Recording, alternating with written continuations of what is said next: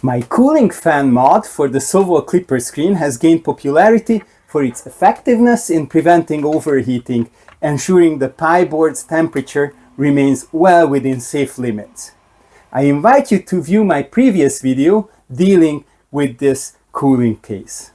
However, there are those of us, myself among them, who find the increased noise from the fan to be somewhat of an annoyance. Have we exchanged our peace of mind for our peace? Have we sacrificed our quiet for some cool? We don't have to. In today's video, I show you my fan speed adjustment mod for my fan case mod. A mod for a mod. The best part, the upgrade is now part of the same model and only requires a 66-cent component and a bit of wiring. This is Gergo, and you are watching my YouTube channel on 3D printing. Gergo Print 3D. If you are into this hobby, and especially if you are using Sovol's Klipper printers, you are in the right place. Over the past 10 months, I've already made close to 50 videos about the SV06 Plus, SV07 Plus, and recently about the Comgro T300. Please encourage my endeavors with a like and be sure to subscribe to keep in touch. We were delighted to find the newer variants of the MakerBase Klipper pad include this 24-volt fan header. That's great to have, but it's a bit too much voltage. Even a 24-volt cooling fan spins way faster than necessary, and though we have looked, we couldn't find any software solution to control the output of this fan header. So, the solution to the fan noise problem is this small piece of electronics, a step-down or buck converter. It takes the 24 volts and converts it down to something lower. How much lower? That's up to you. I recommend this adjustable kind, which has a tiny screw allowing you to gradually change the output voltage and hence the fan speed. I found even 5 volt is enough to stir some air inside the Klipper screen to bring the temperature down by 8-10 degrees.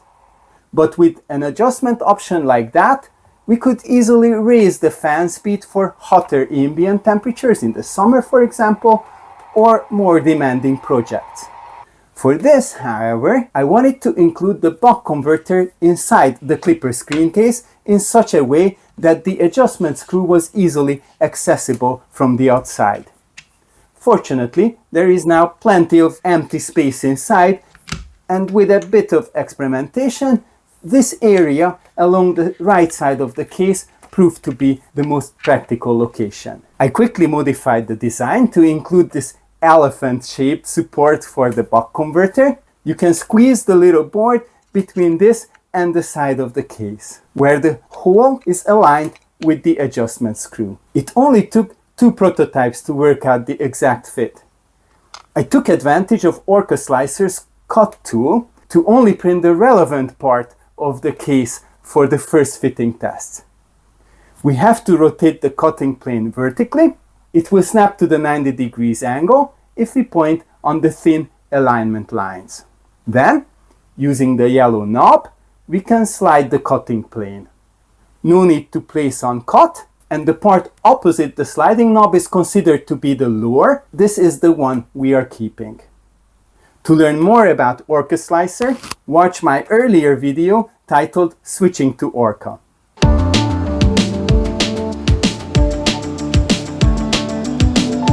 Of course, you will need to print the whole updated back piece, not just a section of it.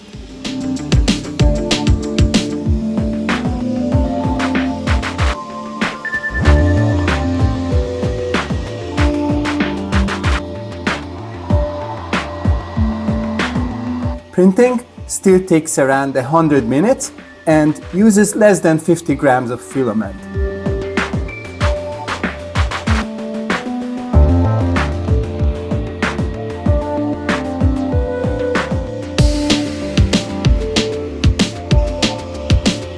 All earlier accessories like the knobs and rails, are still compatible, you won't need to reprint those. It is an easy print. Please watch my previous video and read the CALD's 3D description for the recommended settings.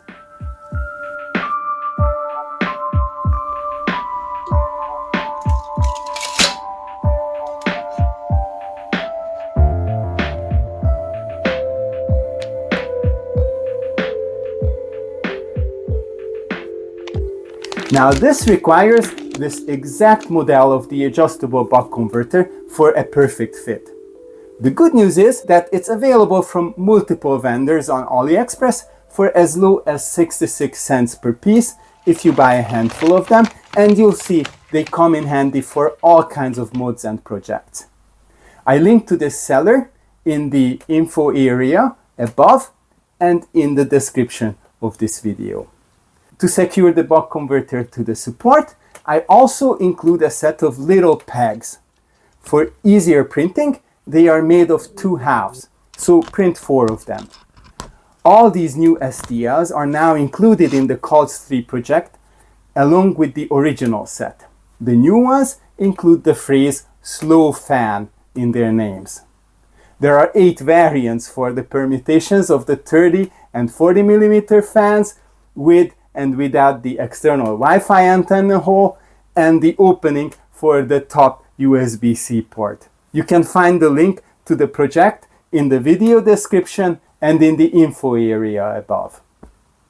In addition to the previously mentioned variants, the model now includes a GoPro style mount, allowing for compatibility with a range of GoPro stands and clips for screen support.